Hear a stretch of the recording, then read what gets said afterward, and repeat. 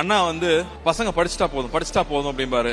ஐயோ நிறைய காசு தேவைப்படுது என்ன பண்ணும் போதெல்லாம் அண்ணி சொல்லுவாங்க, காசு வச்சா ஆரம்பிச்சோம், அன்பு வச்சுதானே ஆரம்பிச்சோம், அது வரும்னு அண்ணி சொல்லுவாங்க. அப்படி அண்ணி சொல்லலன்னா இவர் எப்படி தொடர்ந்து ஓட முடியும்?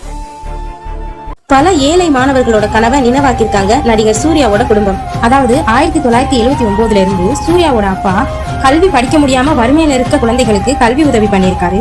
சோ இதன் மூலமா அகரம் ஃபவுண்டேஷன் அப்படிங்கிறது ஒன்று உருவாயிருக்கு.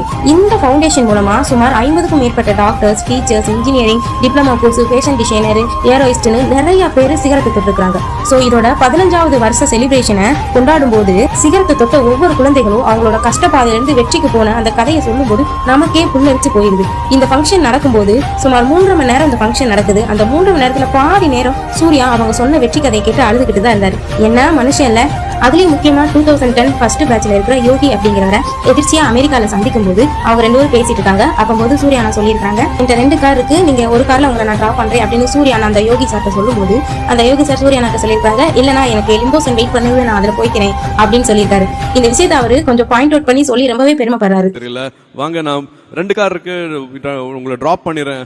இல்ல நான் பரவாயில்ல, எனக்கு ஒரு லிமோசின் வெயிட் பண்ணுது, நான் அதுல போயிருவேன் அப்படின்னாப்ல. ஸோ